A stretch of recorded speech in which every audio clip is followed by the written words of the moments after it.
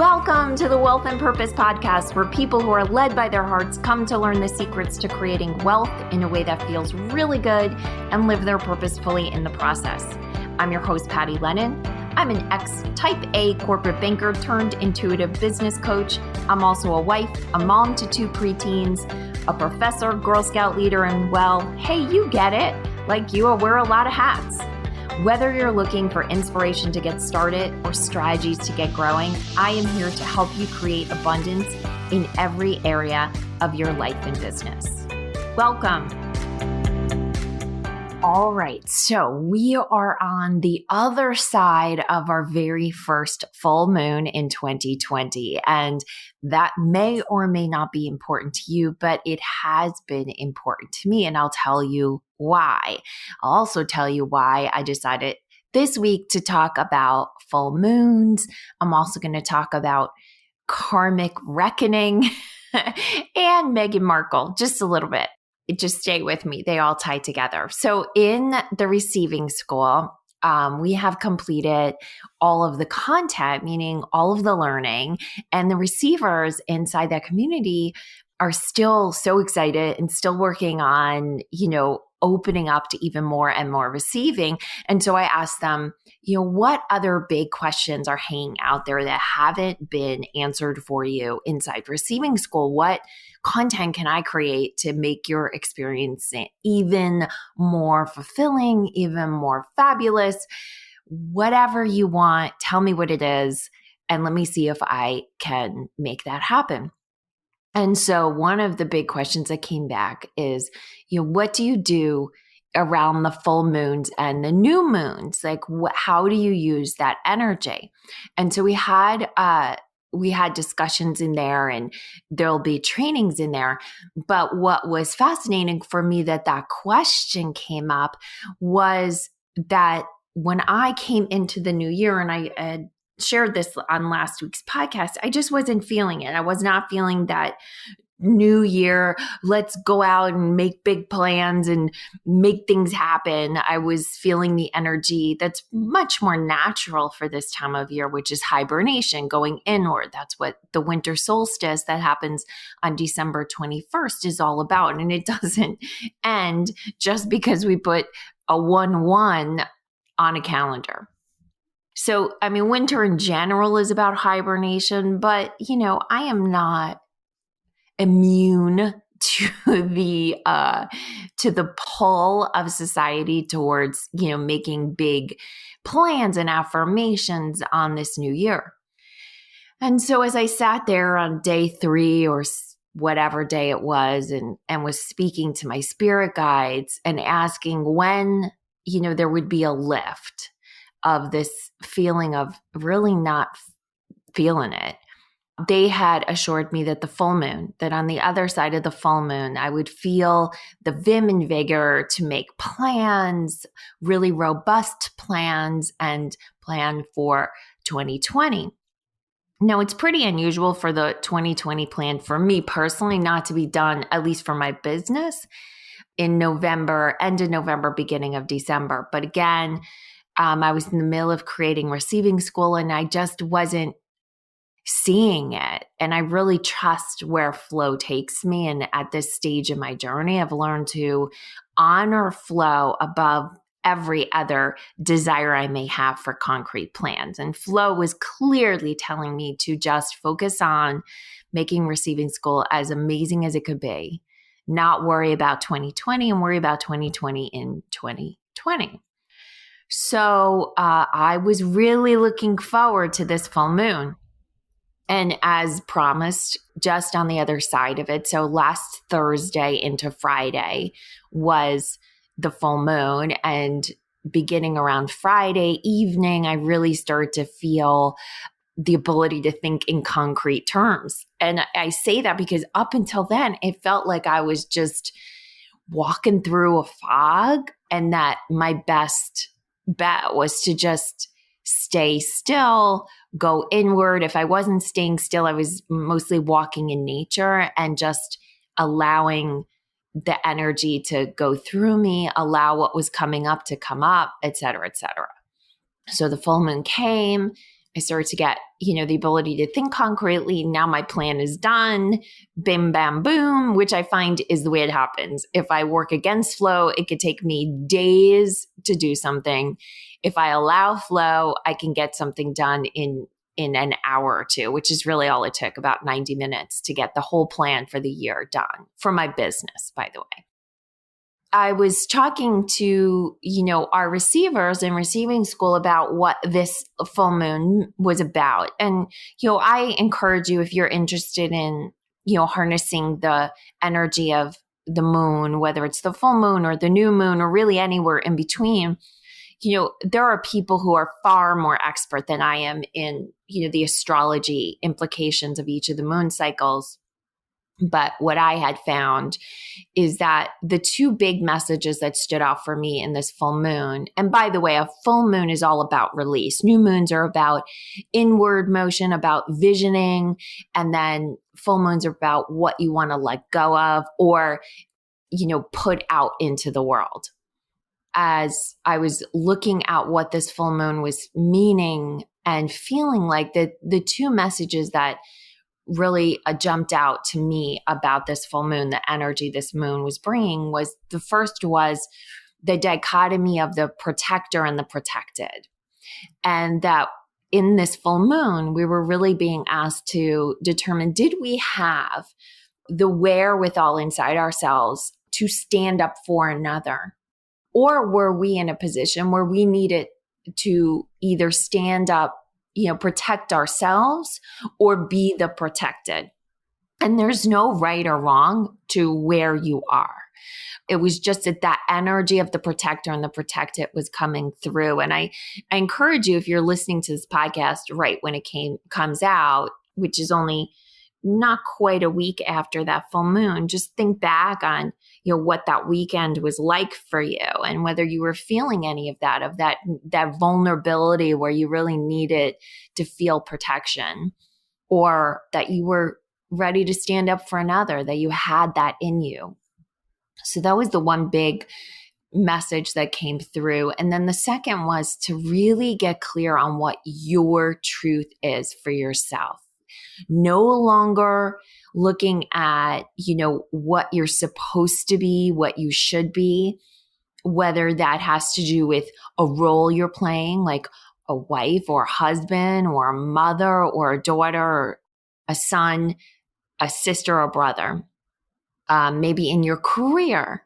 What is true for you? What are you willing to do going forward? What do you want? What are you no longer willing to do? And really getting clear about your particular truth, what was exact for you, and starting to let go in a very action-filled way of any commitments or tasks that you had put on your own plate based on other people. And to really, really, really dig deep inside and find your own truth. And we hear this all the time. You find your own truth. And it sounds good, but this full moon really had an action element around it. So I found it so fascinating after I had contemplated that.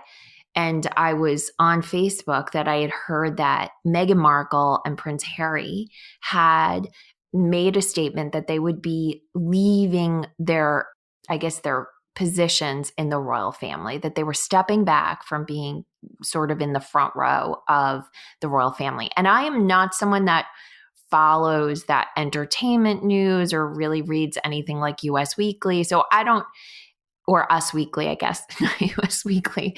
I don't follow that stuff.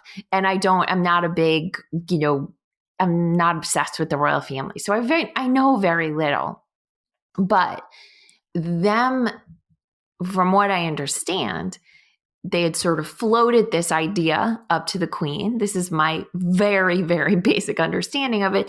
And, it was going to be discussed and the idea was going to be tossed around. And finally, they decided they weren't going to wait and they were just calling it.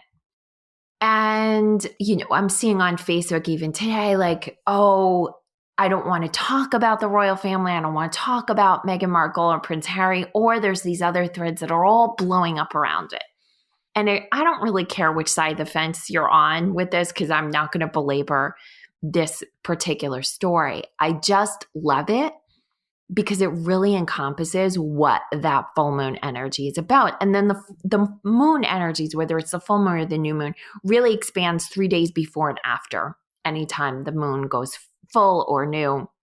So that really was happening within that full moon. And that really encompasses in a really kind of powerful way what it looked like, what that moon was asking of us. Because, from Meghan Markle and Prince Harry's standpoint, at least the story that they're telling in the news is that they're doing this to protect their children. They're doing this to protect their family. They went inside, they found their values, and they're going from that place. Now, it gets even more fascinating because Sunday night, which was January 12th, I, was really feeling the forward momentum that came with that moon. I was so glad to finally be out of this feeling of my asthma. I do not know what to do next. I made a joke to my marketing person and said, okay, I believe my head has been firmly removed from my ass. So we can now move forward with the marketing for the year. And so I was really feeling it. And then all of a sudden on Sunday, I just felt this pop of energy.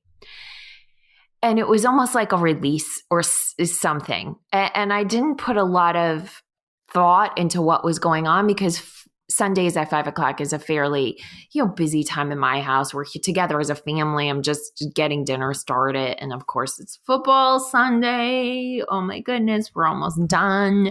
So my husband and my son are all, yelling at the TV. And there was really no room for me to go inward and discover what this pop was. But on Monday morning, as I started to really dive into it, and then just looked up if there were any sort of astrological events or anything in particular happening on January 12th, I found that it was a powerful day, and it was around karmic release.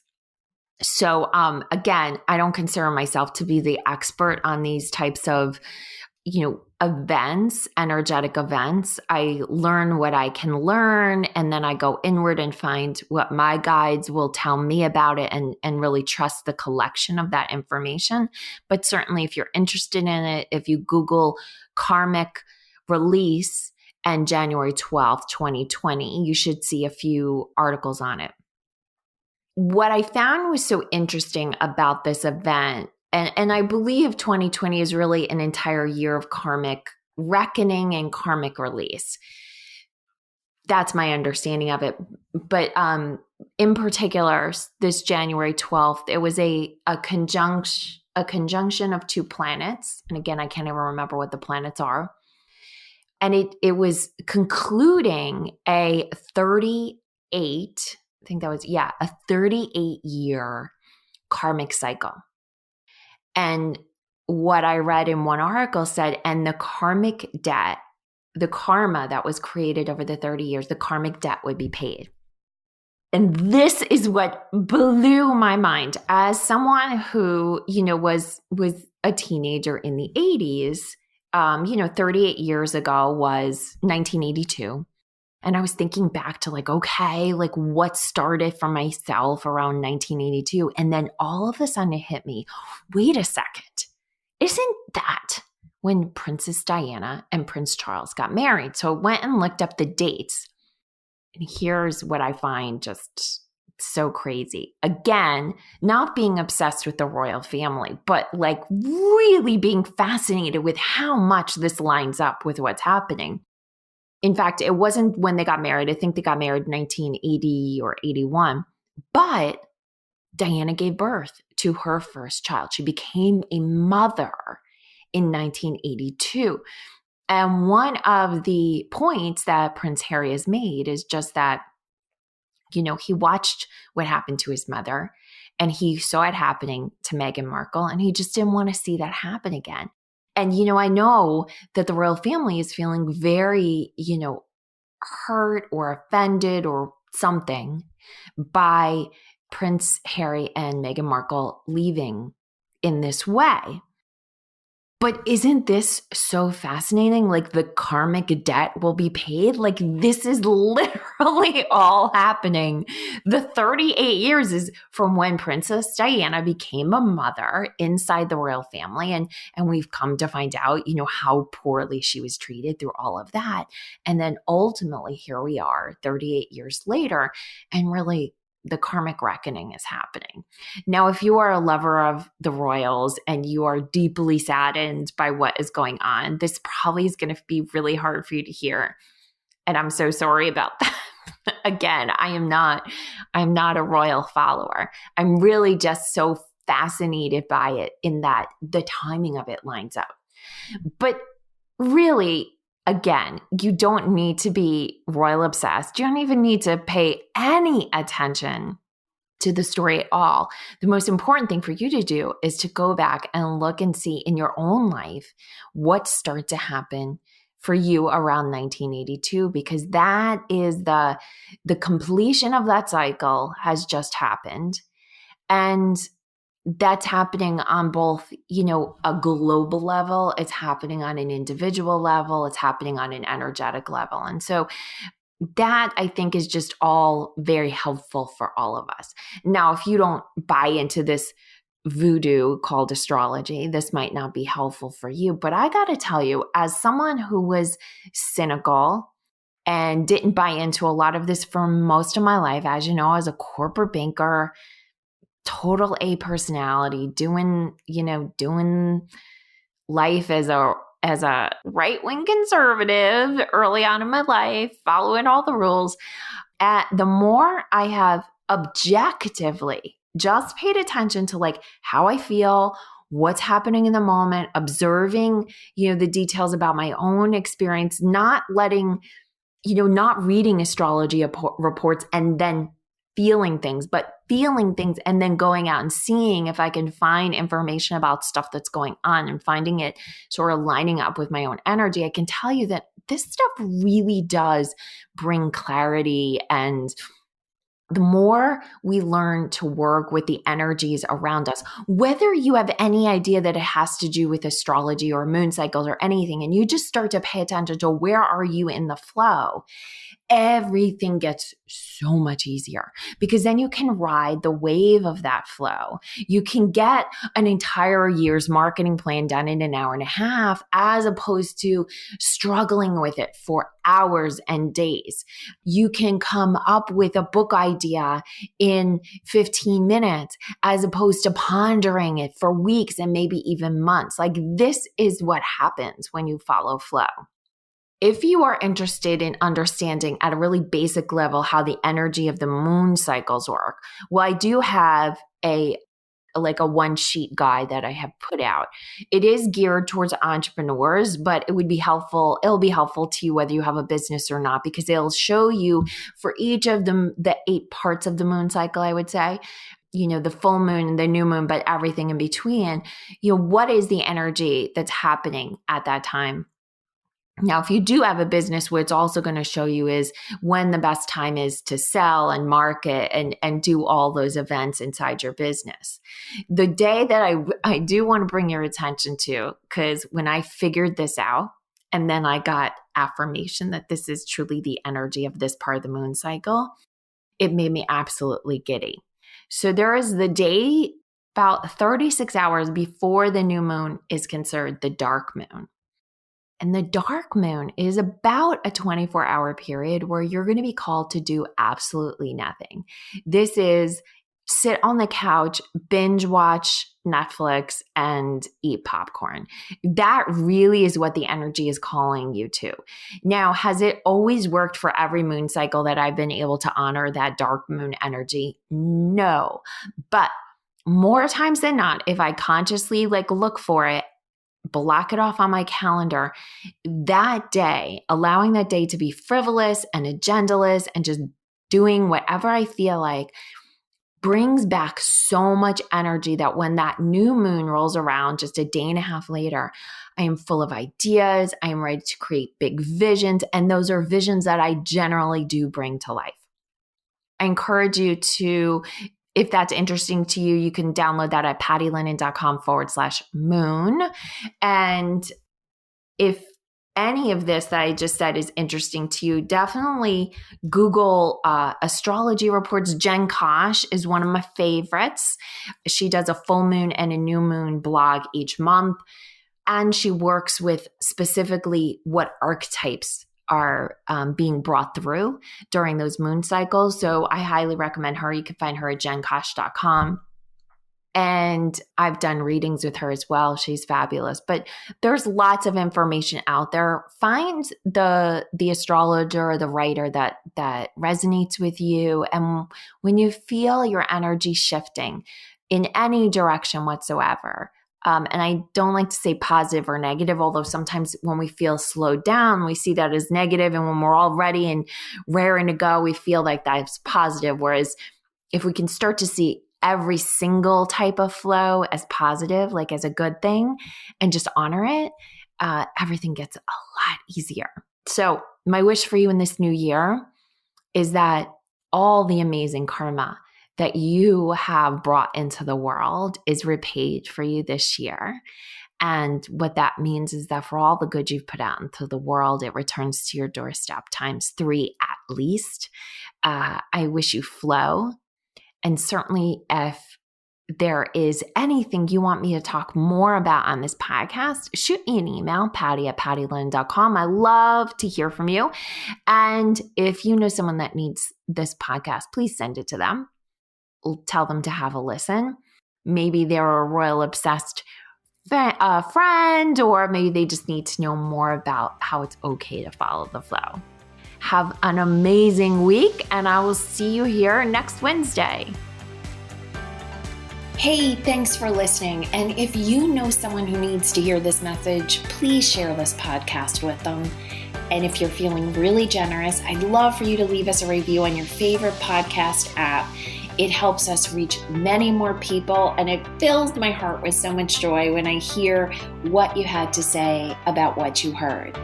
I am cheering for your success. Have an amazing day.